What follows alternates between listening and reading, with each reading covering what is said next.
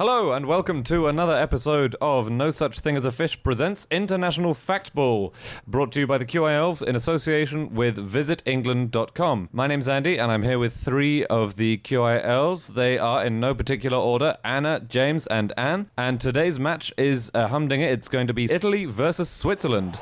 So, there's the whistle. Interesting facts about Italy. Take it away. I love the fact that in Italy they have a word for the at symbol, which we kind of don't, one that's commonly used, and their word is ciocchiola, which means snail, because obviously it looks like a snail. Oh. That is very good. It's nice. Yeah. And paparazzi, the word paparazzi, you guys know what that means in Italian? Is it buzzing insect? Yeah, it's buzzing mosquitoes. Yeah. It's from La Dolce Vita, Yeah, isn't it? it's named after the paparazzo character. Tiramisu means pick me up. Yes. Boozy. You have it after your lunch, it gets you through the afternoon. If you want to pick me up, yeah. I read that confetti, obviously it's an Italian sounding word, but it was also invented in Italy, but it was originally candied spices and Italian families would throw it from their balconies to the crowds below. Isn't that cool? No, it's good. Yeah. 10% of all food stolen in Italy is Parmesan cheese. Wow. It is pretty pricey. When McDonald's first opened in Italy, they opened in Rome in 1986, and everyone was furious, and the designer Valentino tried to close it down because it was too noisy, and there was an unbearable smell of fried food fouling the air. That's great. What? That doesn't sound like the McDonald's I know. I read that at the grand opening of that McDonald's, people stood outside handing out pasta. Yes, Because it there was was a traditional Italian food, and they said, this is what you should be eating, none of these burgers. Even now, they don't want foreign food coming into Italy. There was a politician called, I don't know what his first name was, I think is Mr. Zaya, and he was trying to stop all foreign foods from coming in, and someone asked him, have you ever eaten a kebab? And he said, no, and I defy anyone to prove the contrary. I prefer the dishes of my native Veneto, and I even refuse to eat a pineapple. Wow. What about a pineapple That is pizza? great. Yeah, pineapple He's pizza. cutting off his nose to spite his face. And the other thing, tomatoes aren't native to Italy, are they? Well, pasta isn't a traditional Italian dish at all. It was brought over by the Arabs in the 13th century, wasn't it? And they adopted it as their own. But it used to be eaten with honey and sugar. Before the 17th, 18th century, pasta wasn't eaten with tomato sauce. It was dipped in honey and sugar. Sounds I don't very want to nice. try that. Mussolini wanted all Italians to eat rice, not pasta. And he had a national day for rice, and there was the National Rice Board, which, brought free bags of rice to people, and it really wanted to encourage them so that they could be self-sufficient. Do they also have a national cheese board? Very good. My favourite kind of Italian pasta is strozzapreti, which are these little things which I think they look like cord, and the literal translation for strozzapreti is priest stranglers. Isn't that cool? Didn't ciabatta mean slipper? Yes. it And it was does. invented really recently. It's Yeah. Yeah, in the 1982. 80s. Yeah. My favourite Italian food fact is actually also a football fact. Maybe it's not allowed. No, we But I can. love it. We average about one football fact per podcast, Okay, so I think can we're I okay. claim this week's? There was a football match. It was Scotland versus Italy, and the Scotland fans chanted, "We're going to deep fry your pizzas." Just speaking about football chants, there was a match. It was Napoli against Verona, and the Verona fans were singing "We hope that Vesuvius goes off," and the Napoli fans were singing "Juliet is a whore." Wow. Wow. Okay, I have a question for you. Name something that happened in Italy between the 5th and the 14th of October, 1542. New Pope. No. Was Leonardo da Vinci No. died? Nothing. Did they have a calendar jump and they switched their days? Exactly. Nothing happened. Nothing happened between the 5th and the 14th of October in that year. Pope Gregory ordered that those days should not happen so that they could make up for previously inaccurate calendars and get with the programme. Yeah. Do you know where the easiest place to get cocaine in Italy is? Yes, but I Obviously. cannot tell you on this podcast because the next time I go, it'll be swamped. No, the Where is easiest place is the air. Researchers have tested the air in Rome and found that there are traces of cocaine, also cannabis, nicotine, and caffeine. You just walk around with your mouth open like a bear trying to catch something. And the cocaine just jumps in. The mafia is still very dominant, isn't it, in Italy? Yes. I think 80% of small businesses in the capital of Sicily pay pizzo, protection money.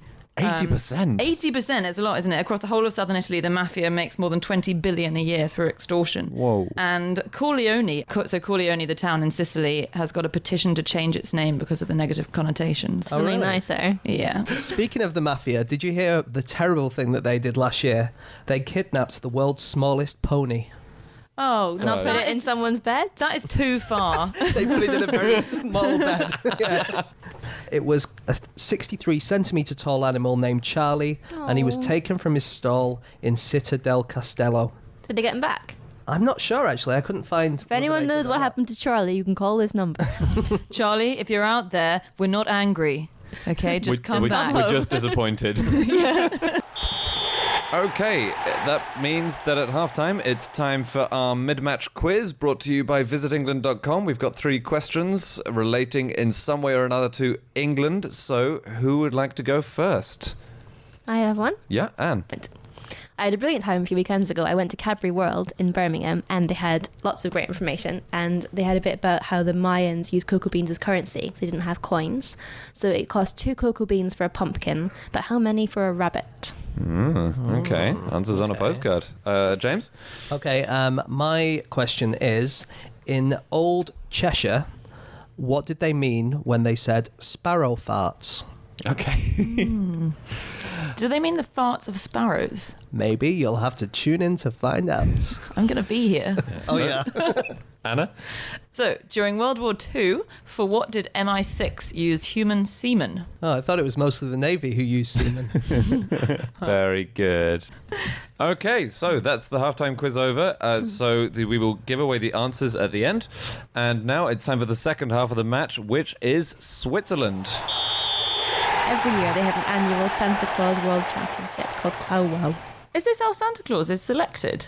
Yeah. Is it? Yeah, You there's don't going to be a learn that, Channel do you? 5 reality show coming soon. Switzerland is the only country to have enough nuclear shelters for its entire population. Wow. Oh, yeah.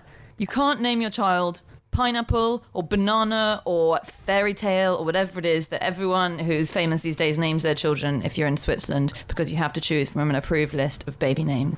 But the country has been neutral since about the mid-14th century. They used to be quite an aggressive territorial expansionist power, and then they had one really unpleasant battle, or a few battles, in the 14th century, and they said, right, actually, we're not doing this anymore, and they just formed the boundaries almost completely of modern Switzerland soon after that, and they just have not got involved since then. They have had the odd little battle in between themselves, the cantons, I think. Yeah. There was a battle between Zurich and Zug, rather nicely, in 1529. War was declared, but before any fighting could take place, the two teams, or the two groups of soldiers, sat down, settled their differences, and called off the war, and the soldiers from both sides sat on the border and shared a cauldron of milk soup. Wow. One thing I really like is that senior soldiers in the Swiss army, they have flowers instead of stars. A major general who would have 2 stars on his epaulettes in other NATO countries would have 2 Edelweiss on his epaulettes in Switzerland. Oh, that's kind of good. cute. That's awesome. Speaking of keeping yourself to yourself, I read about a block of flats near Zurich. This is for people who claim to suffer from hypersensitivity to chemicals and electromagnetic radiation. And there are apartments there that have been designed specifically so there's no smoking, no perfume, no mobile phones, and it's supposed to be for people who find that they're allergic to modern life. Wow. I might use allergic to modern life as my excuse for not being on Twitter, hence. One thing I love about Switzerland is that the Reichenbach Falls, where Sherlock Holmes fell to his death, are in Switzerland. So the Sherlock Holmes Society go on a pilgrimage to the Reichenbach Falls where they reenact the fall, but with dummies, not with real people. And one thing I learned from reading about it was that apparently in 1910, Sherlock Holmes books were banned from station booksellers because they were having a bad effect on the Swiss youth. What? Apparently, jumping off the falls, possibly. They weren't all just smoking pipes and wearing those funny hats. And solving crimes in Frowned a upon. slightly annoying way. Yeah.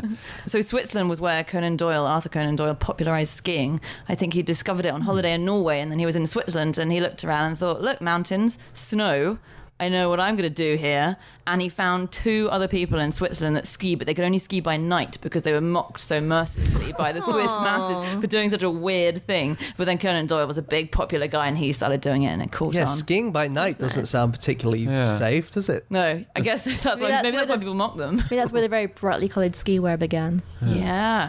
Okay, so one really fun thing. This is a lot of my facts are from a book called Swiss Watching I read last year, which is really good. So if you're into Switzerland, I recommend you read it. In Switzerland, people tend to rent their graves for about 20 or 25 years rather than buying them, and then the space is used again. And all the old headstones are broken up to make gravel. But the idea is there's so little space because Switzerland is so mountainous. There's almost no flat space, and when there's a limited amount of space for people to die in, And basically. since euthanasia's legal, they're dropping like flies. So They should do like they do in Tibet, just put their bodies up at the top of the mountains and let the birds eat them. That's going to traumatise the skiers.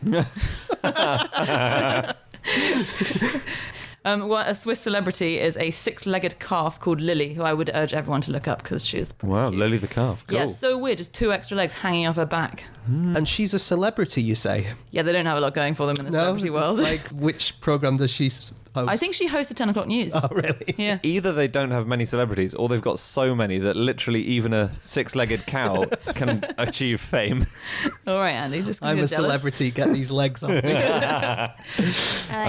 the animal welfare, there's this brilliant fact that you aren't allowed to keep a solitary guinea pig in Switzerland. Oh. You have to give it a friend. And if your guinea pig dies, you would too. You can rent one to be mates with your one.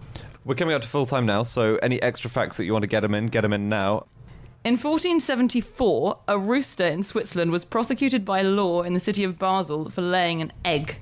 Because obviously roosters can't lay eggs. Now, a modern interpretation might say it was actually a chicken that had been passing for a rooster, but the animal was sentenced in a solemn judicial proceeding and condemned to be burned alive for the heinous and unnatural crime of laying an egg.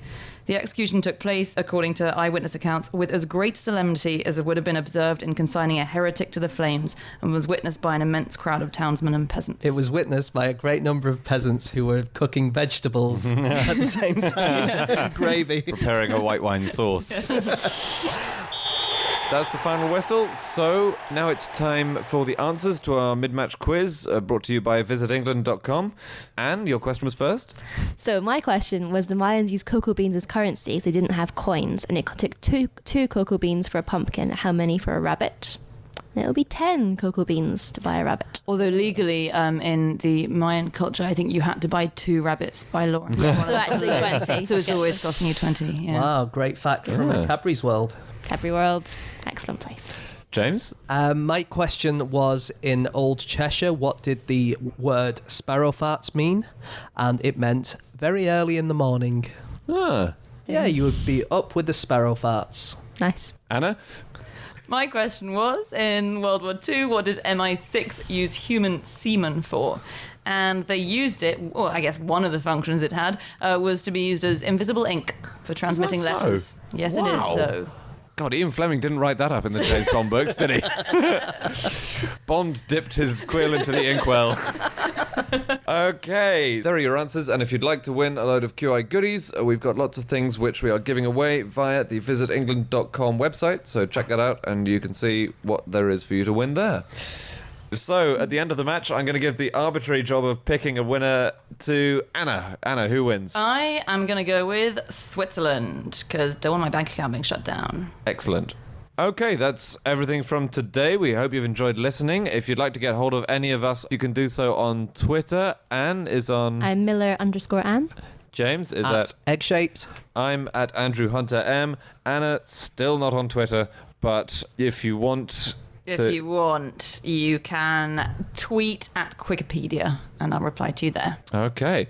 We have another match coming up tomorrow, which is, James? That will be Nigeria versus Bosnia and Herzegovina. Well, 1 against 2. All right.